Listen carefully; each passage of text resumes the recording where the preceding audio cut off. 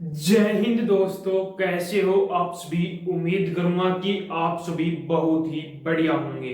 तो आज के इस वीडियो में हम बात करने वाले हैं BSPHCL भर्ती रिजल्ट 2025 से। फाइनली बच्चे बहुत ज्यादा इंतजार कर रहे हैं कि सर जो अपनी पोस्ट ऑल पोस्ट का रिजल्ट है वो कब तक है जारी हुआ, यानी कि CC स्टोर असिस्टेंट हो गया, अपना टेक्नीशियन ग्रेड थर्ड हो गया, और JAC की जो आपका रिजल्ट है वो कब तक है जारी होगा, और इसकी एक सटीक कट ऑफ क्या रहने वाली है, नॉर्मलाइजेशन में हमें क्या फायदा मिलने वाला है, टोटल आपका नॉर्मलाइजेशन का जो खेल है वो भी यहाँ पर हम बातें करेंगे। तो जिस भी कंटेंट के जो भी डाउट है वो इस सारे डाउट इस वीडियो में क्लियर होने वाले हैं। तो वीडियो में लास्ट तक जरूर बने रहना। जो कंटेंट वीडियो में नए जुड़े हैं वो एक बार चैनल को सब्सक्राइब जरूर कर लेना, जिन्हें जितनी भी भर्तियों की अपडेट है वो सबसे पहले आपको मिलती रहे। तो सबसे पहले मैं यहाँ पर रिजल्ट की ही बात कर लेता हूँ। तो जो रिजल्ट का वो आपका 3 पोस्टों का रिजल्ट ही बाकी अभी बचा हुआ है।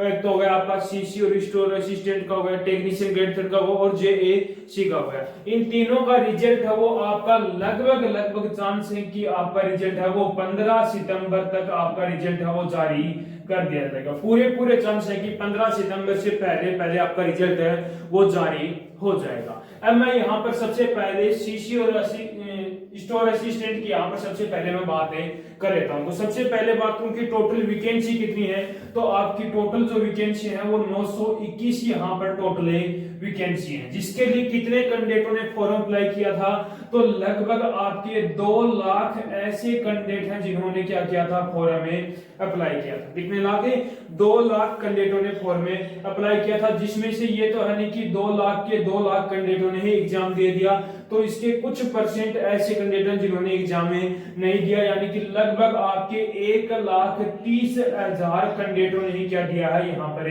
एग्जाम दिया है। तो अब आपका कंपटीशन किस पर है, वो है आपका 1,30,000 पर। किस पर है, 1,30,000 पर। ठीक है। अब मैं जो नॉर्मलाइजेशन का जो खेल है वो आपका उस पर बात करूं, तो आपकी हार्ड शिफ्ट भी है, मॉडरेट शिफ्ट भी है, और इनके अलावा आपकी जो इजी शिफ्ट भी है। तो सबसे पहले मैं हार्ड शिफ्ट की यदि मैं बात करूं, तो हार्ड शिफ्ट के अंदर 24 जून की सेकंड और थर्ड शिफ्ट, 26 जून की सेकंड, 27 जून की फर्स्ट और थर्ड शिफ्ट, 20 जून की फर्स्ट और थर्ड शिफ्ट, 30 जून की सेकंड और थर्ड शिफ्ट। ये शिफ्ट क्या है, आपकी हार्ड शिफ्ट है। यदि जिस भी कैंडिडेट ने इन शिफ्टों के अंदर एग्जाम दिया है तो उन कैंडिडेट को मिनिमम 6 मार्क्स और मैक्सिमम आपको 10 मार्क्स तक का नॉर्मलाइजेशन में फायदा देखने को मिलने वाला है। उसके बाद में मॉडरेट शिफ्ट की बात करूं तो 25 जून की फर्स्ट और थर्ड शिफ्ट हो गई, 22 जून की फर्स्ट सेकंड थर्ड शिफ्ट, 30 जून की फर्स्ट, 24 जून की फर्स्ट, 28 जून की फर्स्ट और थर्ड शिफ्ट, और 29 जून की फर्स्ट और थर्ड शिफ्ट, 22 जून की सेकंड शिफ्ट। यदि इन शिफ्टों के अंदर जिस भी कैंडिडेट ने एग्जाम दिया है तो उस कैंडिडेट को मिनिमम 3 मार्क्स और मैक्सिमम आपको 5 मार्क्स तक का नॉर्मलाइजेशन में फायदा देखने को मिलने वाला है इन शिफ्टों के अंदर।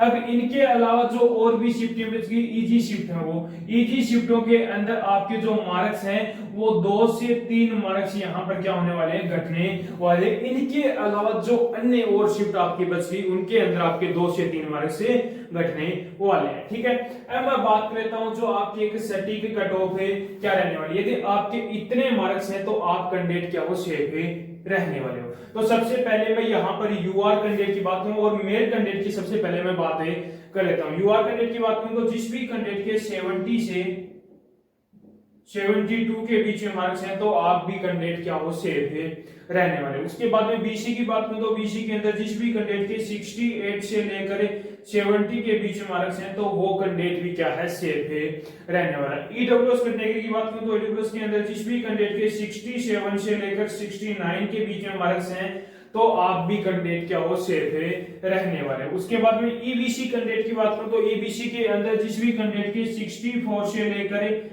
66 के बीच में मार्क्स हैं तो आप भी कैंडिडेट क्या हो, सेफ है रहने वाले। उसके बाद में एससी कैटेगरी की बात करूं तो एससी के अंदर जिस भी कैंडिडेट के 60 से 62 के बीच में मार्क्स हैं तो वो कैंडिडेट भी क्या है, यहाँ पर सेफ है रहने वाला।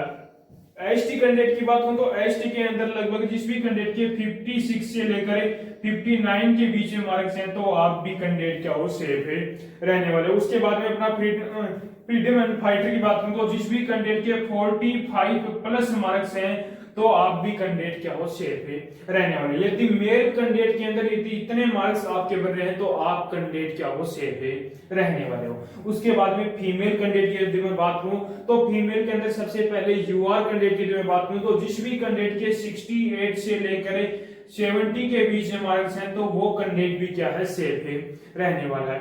बीसी की बात करूं तो बीसी के अंदर जिस भी कैंडिडेट के 65 से लेकर 67 के बीच में मार्क्स हैं तो आप भी कैंडिडेट क्या हो सेफ है रहोगे। उसके बाद में ईडब्ल्यूएस कैटेगरी की बात करूं तो ईडब्ल्यूएस के अंदर जिस भी कैंडिडेट के 62 से 64 के बीच में मार्क्स हैं तो वो कैंडिडेट भी क्या है सेफ है रहने वाला है।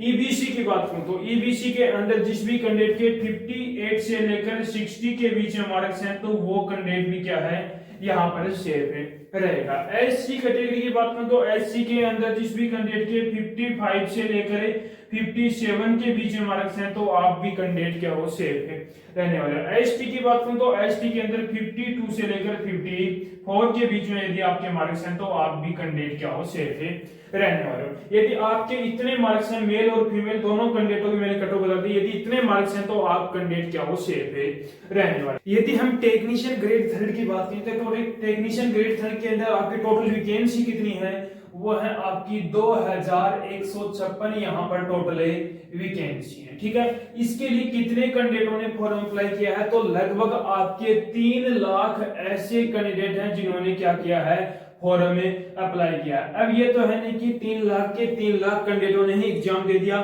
तो इसके कुछ परसेंट यानी कि 1,80,000 ऐसे कैंडिडेट हैं जिन्होंने क्या किया है एग्जाम में दिया। अब आपका कंपटीशन किन पर है 1,80,000 कैंडिडेटों पर है।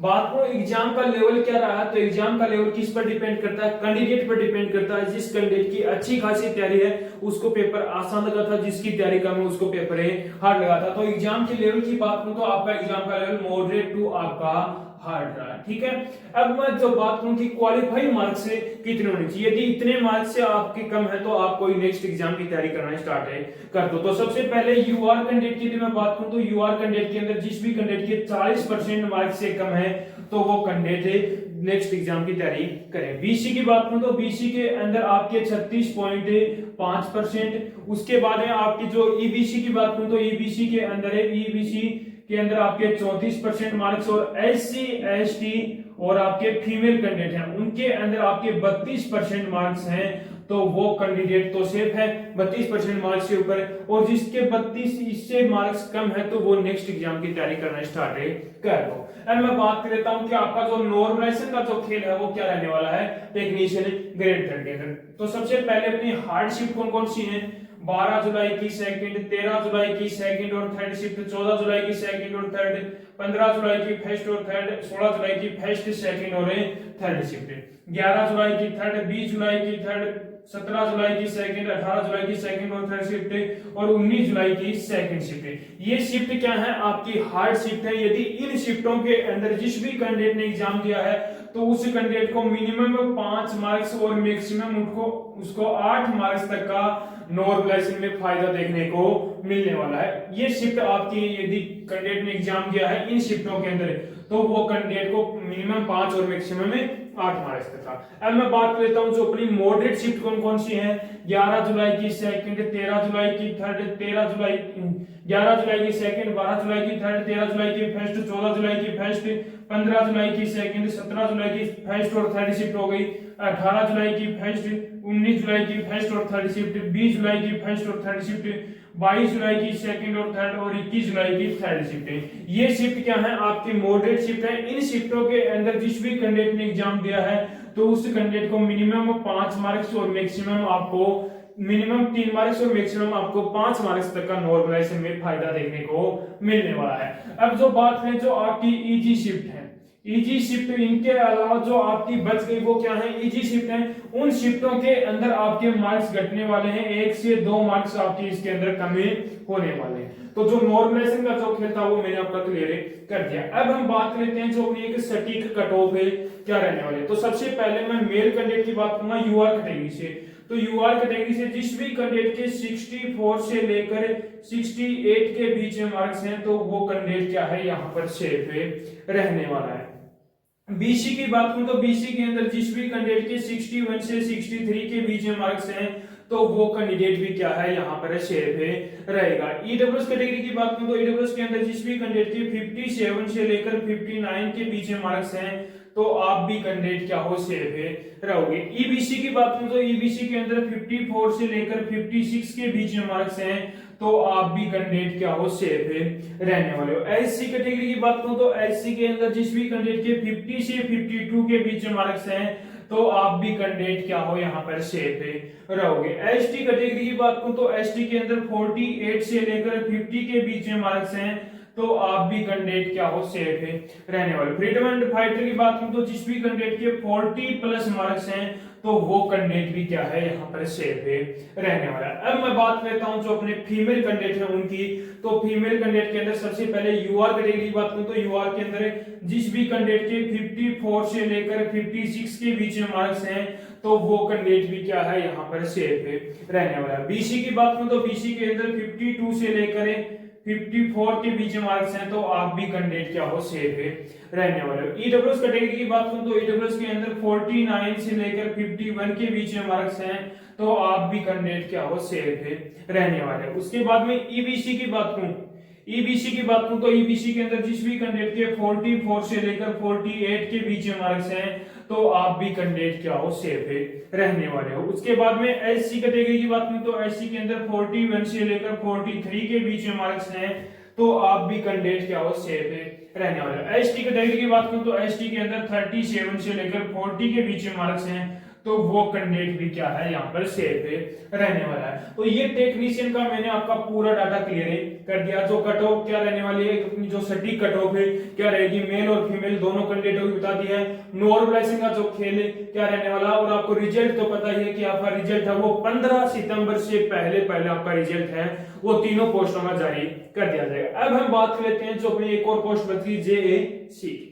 यदि जेएसी की बात करूं तो सबसे पहले मेल कैंडिडेट की मैं यहाँ पर बात कर लेता हूं। तो यूआर कैटेगरी से जिस भी कैंडिडेट के 70 से लेकर 72 के बीच में मार्क्स हैं तो आप भी कैंडिडेट क्या हो यहाँ पर शेयर पे रहने वाले। बीसी कैटेगरी की बात करूं तो बीसी के अंदर जिस भी कैंडिडेट के 66 से लेकर 69 के बीच में मार्क्स हैं तो आप भी कैंडिडेट क्या हो शेयर पे रहने वाले। ईडब्ल्यूएस कैटेगरी की बात करूं तो ईडब्ल्यूएस के अंदर जिस भी कैंडिडेट के 62 से लेकर 65 के बीच में मार्क्स हैं तो आप भी कैंडिडेट क्या हो यहाँ पर शेयर पे रहने वाले। ईबीसी की बात करूं तो ईबीसी के अंदर जिस भी कैंडिडेट के 60 से 62 के बीच में मार्क्स हैं तो आप भी कैंडिडेट क्या हो शेयर पे रहने वाले हो। एससी कैटेगरी की बात करूं तो एससी के अंदर जिस भी कैंडिडेट के 56 से लेकर 59 के बीच में मार्क्स हैं तो आप भी कैंडिडेट क्या हो शेयर पे रहने वाले हो। एसटी कैटेगरी की बात करूं तो एसटी के अंदर 52 से लेकर 55 के बीच में मार्क्स हैं तो आपके भी पूरे चांस हैं। उसके बाद में फ्रीडम एंड फाइटर की बात करूं तो जिस भी कैंडिडेट के 40 प्लस मार्क्स हैं तो आप भी कैंडिडेट क्या हो शेयर पे रहने वाले। यदि मेल कैंडिडेट के यदि इतने मार्क्स हैं जेएसी के अंदर तो वो कैंडिडेट क्या है यहाँ पर शेयर पे रहने वाला। अब मैं बात करता हूँ फीमेल कैंडिडेट की। तो फीमेल कैंडिडेट के अंदर यूआर कैटेगरी से जिस भी कैंडिडेट के 63 से लेकर 65 के बीच में मार्क्स हैं तो आप भी कैंडिडेट क्या हो शेयर पे रहने वाले। बीसी की बात करूं तो बीसी के अंदर जिस भी कैंडिडेट के 58 से लेकर 62 के बीच में मार्क्स हैं तो आप भी कैंडिडेट क्या हो शेयर पे रहोगे। ईबीसी की बात करूं तो ईबीसी के अंदर जिस भी कैंडिडेट के 55 से लेकर 57 के बीच में मार्क्स हैं तो आप भी कैंडिडेट क्या हो शेयर पे रहने वाले। उसके बाद में ईबीसी की बात करूं तो ईबीसी के अंदर जिस भी कैंडिडेट के 51 से लेकर 53 के बीच में मार्क्स हैं तो वो कैंडिडेट भी क्या है यहाँ पर शेयर पे रहने वाला। एससी कैटेगरी की बात करूं तो एससी कैटेगरी के अंदर जिस भी कैंडिडेट के 49 से लेकर 50 के बीच में मार्क्स हैं तो वो कैंडिडेट भी क्या है यहाँ पर शेयर पे रहने वाला। एसटी कैटेगरी की बात करूं तो एसटी के अंदर 46 से लेकर 48 के बीच में मार्क्स हैं तो वो कैंडिडेट भी क्या है यहाँ पर शेयर पे रहने वाला। यदि फीमेल कैटेगरी से जिस भी कैंडिडेट के इतने मार्क्स बन रहे हैं तो आप भी कैंडिडेट क्या हो शेयर पे रहने वाले। तो मैंने जो आपकी ऑल पोस्ट तीनों पोस्टों की मैंने पूरी आपकी डिटेल बता दी। नॉर्मलाइजेशन का खेल जो सटीक कट ऑफ क्या रहने वाली वो भी मैंने क्लियर कर दिया। यदि अभी भी कोई बच्चे का कोई डाउट बचा हो तो वो कमेंट बॉक्स में कमेंट जरूर करना, और एक बार कमेंट बॉक्स में कमेंट करके जरूर बताना कि आपने कौन सी शिफ्ट के अंदर एग्जाम दिया है और आपके कितने मार्क्स से बन रहे हैं, कौन सी पोस्ट से कितने मार्क्स से बने, तो उसका रिप्लाई मैं बहुत जल्दी करने वाला हूं। तो उम्मीद करूंगा कि आपको हमारा ये वीडियो पसंद आया होगा। तो एक बार लाइक शेयर सब्सक्राइब जरूर करना और कमेंट करके एक बार जरूर बताना कि आपको हमारा वीडियो कैसा लगा।